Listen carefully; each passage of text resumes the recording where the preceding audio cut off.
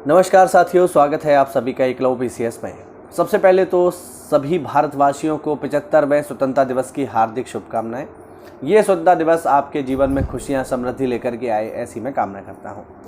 और इसी के साथ मैं आपसे माफ़ी मांगना चाहता हूं कि ये वीडियो थोड़ा लेट आ रहा है। इस वीडियो को सुबह आना चाहिए था, लेकिन मेरी तबीयत बहुत ज़्यादा ख़राब थी, इस वजह से मैं ये वीडियो नहीं बना पाया। अब मैं अच्छा फील कर रहा हूँ तो मैं इस वीडियो को बना रहा हूँ। तो सबसे पहले तो भैया 75वां स्वतंत्रता दिवस है, तो आप सभी को शुभकामनाएं। कुछ ही वर्षों में हमारा लोकतंत्र 100 वर्ष अपने पूरे करेगा और इस दौरान भारत ने काफ़ी सारी तरक्कियां की हैं, इसमें कोई दो राय नहीं है। और निश्चित रूप से भारत आगे भी हम सभी नागरिकों के सहयोग से तरक्की करता रहेगा। एक और तो जहां भारत स्वतंत्रता का उत्सव मना रहा है, वहीं अगर हम देखें तो कुछ और भी मुद्दे हैं जिन पर बात करना ज़रूरी है। उनमें एक सबसे बड़ा मुद्दा आता है अफ़गानिस्तान का। अफ़गानिस्तान भारत का एक पड़ोसी देश है और अफ़गानिस्तान के साथ हमारे रिलेशन अगर हम देखें तो वर्ष 2002 के बाद से, जब से अफ़गानिस्तान में तालिबान का समापन हुआ, तब से संबंध हमारे अच्छे ही थे और हमने काफ़ी सारी जो है अफ़गानिस्तान को सहायता भी उपलब्ध करवाई। लेकिन अभी आपको पता चल ही गया होगा कि कुछ दिनों से क्या हो रहा है कि अफ़गानिस्तान में तालिबान जो है वो बहुत तेज़ी से अफ़गानिस्तान के क्षेत्रों पर कब्जा कर रहा है। और उसका कारण ये है कि अफ़गानिस्तान से अमेरिकी जो फोर्सेस थी, जो अमेरिकी सेना थी, वो अब जा चुकी है। वैसे उनके जाने की जो डेट थी वो थी 30 अगस्त, लेकिन आप देखिए कि वो अभी पूरी तरह से गए भी नहीं हैं। लेकिन आज 15 अगस्त को जब भारत स्वतंत्रता दिवस मना रहा है, उसी समय हमारा एक पड़ोसी देश एक आतंकवादी ऑर्गेनाइजेशन के चंगुल में फंस चुका है। विद्यार्थियों, तालिबान एक निश्चित रूप से आतंकवादी संगठन है जिसने पूरी तरह से अफ़गानिस्तान पर कब्जा कर लिया है। आज की स्थिति की हम बात करें तो अभी कुछ देर पहले ही अफ़गानिस्तान की राजधानी जो है काबुल, उसमें तालिबान ने पूरी तरह से कब्जा कर लिया है।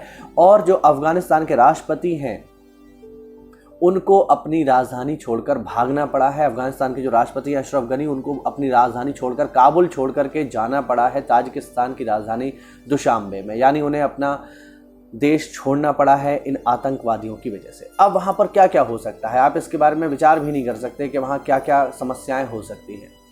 सबसे ज़्यादा समस्याएं होंगी वहाँ के आम नागरिकों को, जो वहाँ के रहने वाले स्त्री हैं, पुरुष हैं, बच्चे हैं, उनको सबसे ज़्यादा समस्याएं होंगी। और सबसे ज़्यादा फेस करना पड़ेगा वहाँ की महिलाओं को, क्योंकि जब तालिबान वहाँ पूरी तरह से कब्जा कर लेगा, कर ही लिया है, कुछ ही समय शेष है, तो जैसे ही वहाँ पर शरिया लॉ लागू होगा, वहाँ पर महिलाओं को पढ़ने लिखने की इजाज़त नहीं होगी, स्कूल जाने की इजाज़त नहीं होगी, आप संगीत नहीं सुन सकते, आप सिनेमा नहीं देख सकते, ये कोई भी काम आप अब वहाँ नहीं कर पाएंगे अफ़गानिस्तान में। आप इमेजिन करिए कि अगर भारत में ऐसा हो जाए तो क्या होगा। लेकिन क्या भारत को इसमें कुछ नहीं करना चाहिए? तो देखिए, भारत का स्टैंड यहाँ पर जो है थोड़ा सा अलग है। ऐसा नहीं है कि अफ़गानिस्तान ने भारत से सहायता नहीं मांगी, अफ़गानिस्तान ने भारत से बहुत सारी सहायता मांगी। कुछ दिन पहले ही अफ़गानिस्तान के जो विदेश मंत्री हैं, उन्होंने हमारे विदेश मंत्री से जो एस जयशंकर साहब हैं, उनसे सहायता मांगी कि हमें एयर सपोर्ट प्रोवाइड कराइए। लेकिन भारत की अपनी समस्या है जिसकी वजह से वह अफ़गानिस्तान को सपोर्ट नहीं कर पाया। लेकिन फिर भी स्थिति अब बहुत ज़्यादा गंभीर हो चुकी है, भारत ने सहायता नहीं की और उधर पाकिस्तान और चाइना के सहयोग से तालिबान ने पूरा का पूरा अफ़गानिस्तान कब्जा कर लिया है। अब देखने वाली बात होगी कि इसके परिणाम क्या होंगे। क्या इससे भारत को कोई फ़र्क पड़ेगा या नहीं पड़ेगा? तो देखो, इसका जवाब है बिल्कुल पड़ेगा। भारत को फ़र्क पड़ेगा, क्योंकि भारत का ही पड़ोसी देश है अफ़गानिस्तान। और चूँकि अफ़गानिस्तान में तालिबान आया है पाकिस्तान के सहयोग से, इस वजह से हम देखेंगे आने वाले टाइम में कि जम्मू कश्मीर में भी आतंकवादी गतिविधियाँ बढ़ेंगी, स्पष्ट रूप से बढ़ेंगी, क्योंकि ये आतंकवादी ही समूह है। तालिबान कोई पढ़े लिखे लोगों का संगठन नहीं है, ये आतंकवादी समूह है और स्पष्ट रूप से इसका प्रभाव भारत पे भी देखने को मिलेगा। हम उम्मीद करते हैं कि जो अफ़गानिस्तान में रहने वाले जो बच्चे हैं, जो महिलाएं हैं, जो पुरुष हैं, उनकी ईश्वर सहायता करे और जल्दी ही ये तालिबान का यहाँ से खात्मा हो। आप लोग इस बारे में क्या सोचते हैं या आपका क्या मत है, ये आप मुझे कमेंट के माध्यम से ज़रूर बताएं। जय हिंद, जय भारत।